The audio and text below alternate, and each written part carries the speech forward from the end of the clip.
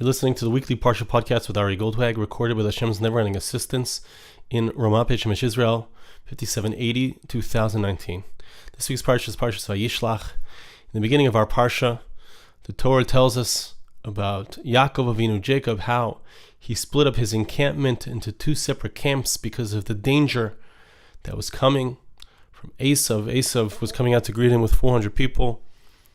And I'd like to share with you a thought from Reb Chaim Friedlander. Reb Chaim Shmulevitz.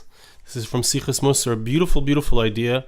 And actually, it's very much connected to something that I wanted to bring across in my new video, my new Hanukkah video for the song For the Light. And I'd like to share with you what he says, and I'd like to share with you the connection to my new video, which I encourage you all to check out.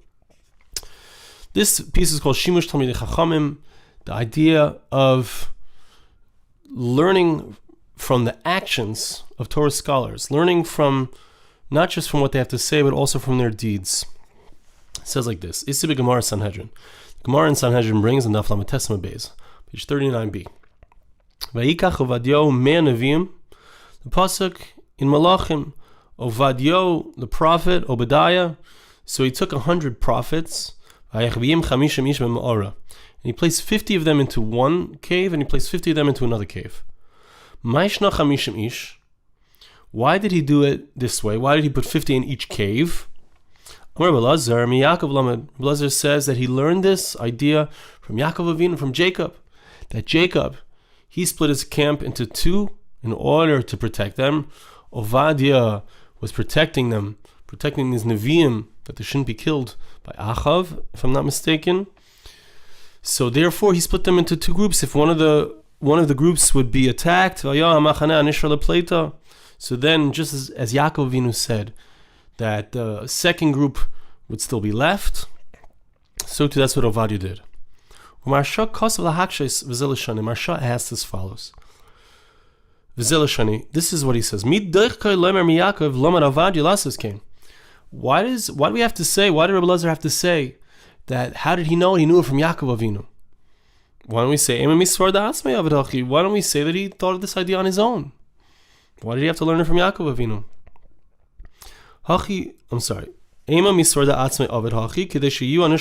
Maybe he thought of this idea on his own in order to save those who would be left over. Why do we have to say that he learned it from Yaakov Avinu, from Jacob? We find a Gemara in Avodah Zarah on Daf Chavhem Beis, page 25b. Turn about Yisrael shizn dam lo akum bederech v'chulei. Shalu leheichen hoylech. Let's say a person encounters an idolater on the way, and he's afraid for his life. He's afraid this person might harm him. So if the person asks, how far are you going? Yarchiv lo yasaderech. So what a person should do is the person should say, I'm going, let's say he's going 10 miles. He should say, I'm going 20 miles. Person should say extra. Why? What's the idea? Esav, when Esav encountered Yaakov did a similar thing. He said to him, when Yaakov encountered Esav, so their conversation was, Esav said to him, I'll accompany you, I'll take you on your way, I'll protect you. And Yaakov said, you go ahead and I'll meet you in Seir. But he didn't go that far, Yaakov, actually. He stopped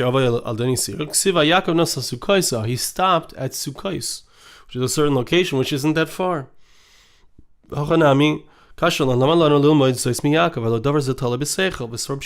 the idea is that what's the reason that this is done? Why should a person do this?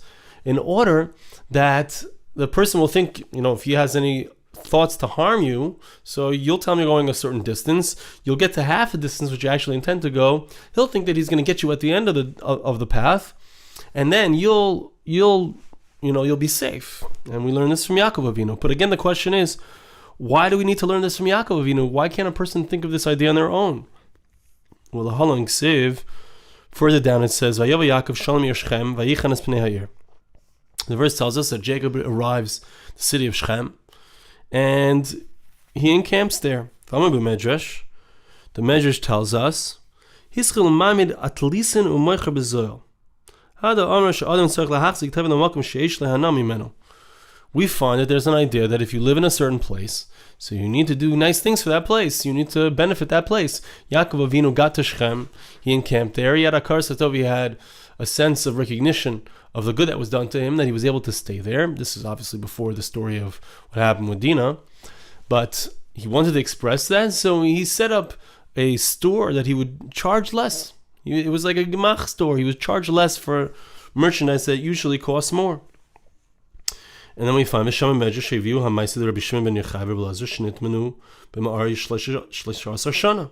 believe this is actually also a Gemara in Shabbos. So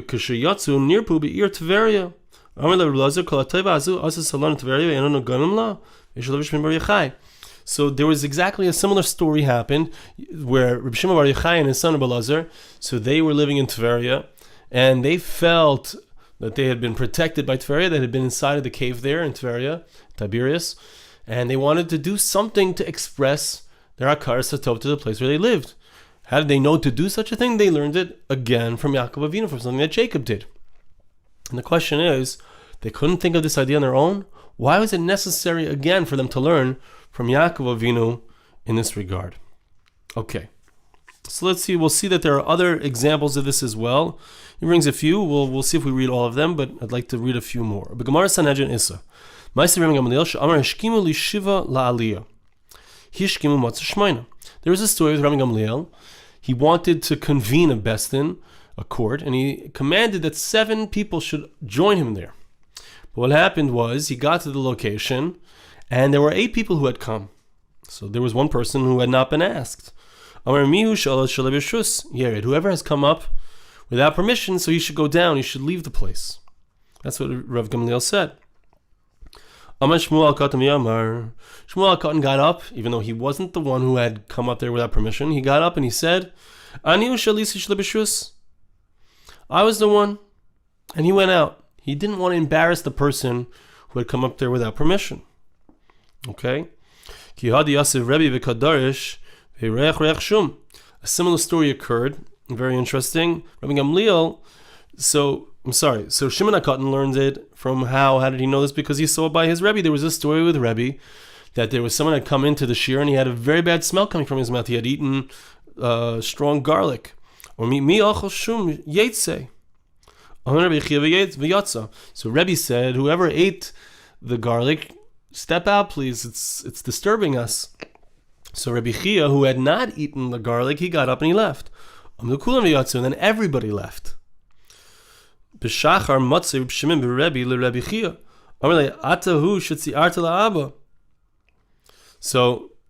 he said, you're the one that did it? Somebody said to Rabbi Chia, were you the one who had the bad smell? He said, no, that's not it. I left because there was somebody who would have gotten embarrassed. And by me leaving, everybody also left. And by everybody also leaving, the result was that indeed the person wasn't embarrassed. Okay, so Rabbi Gamliel learned it from Rebbe.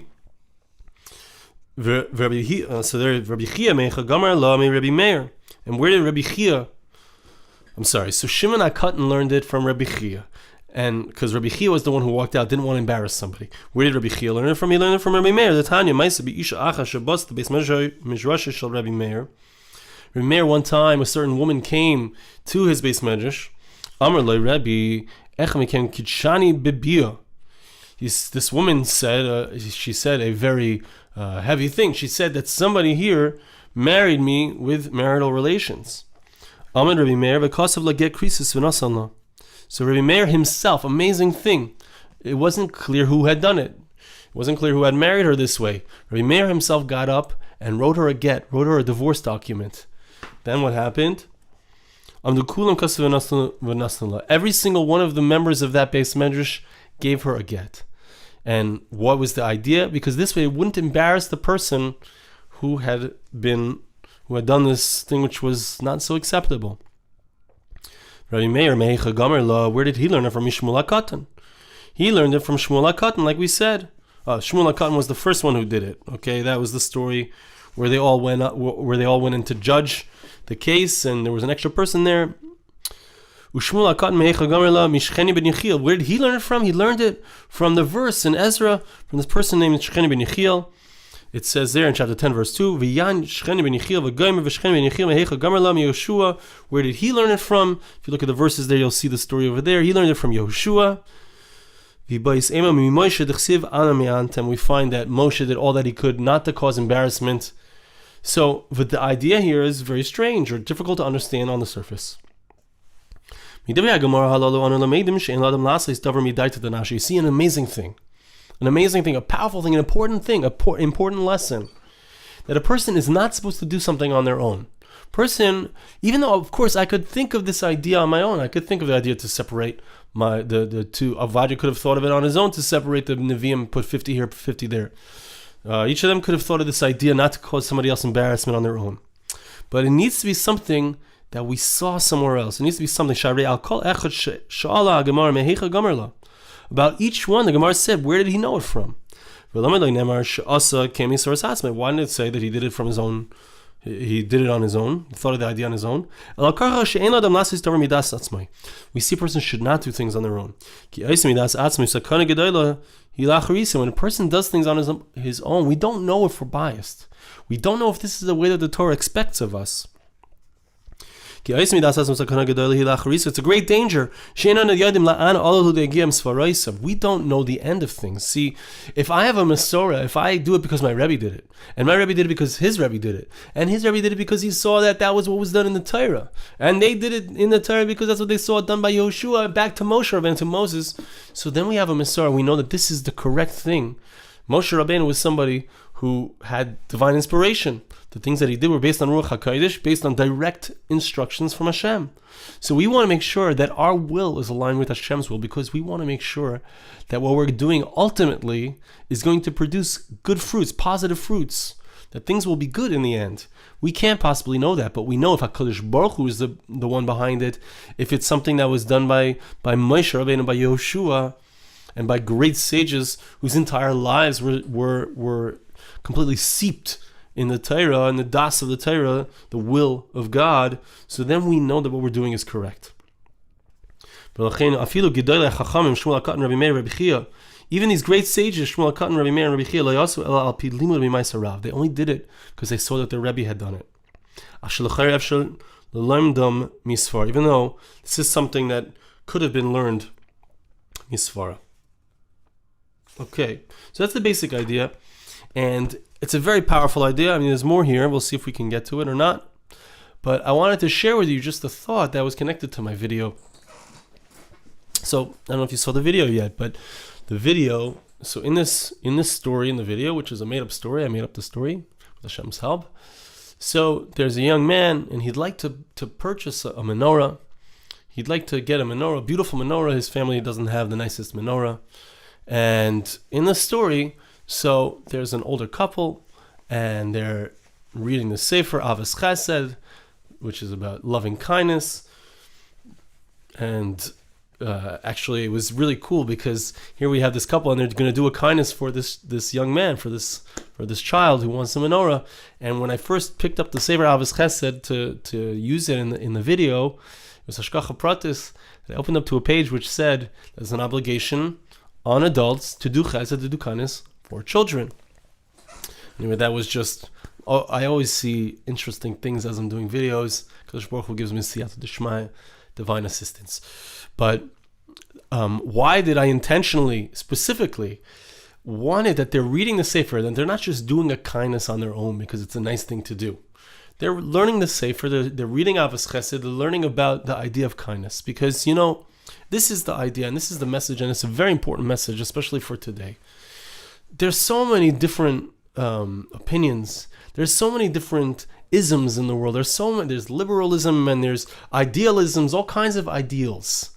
But, throughout the 5,780 years since the world was created, there have been all kinds of different opinions about what's the best way to go, what's the best way to live. We had the Romans, and we had the Greeks, and we had the Buddhists, and we had the Christians and the Muslims, and we have all kinds of different theories of ways to live.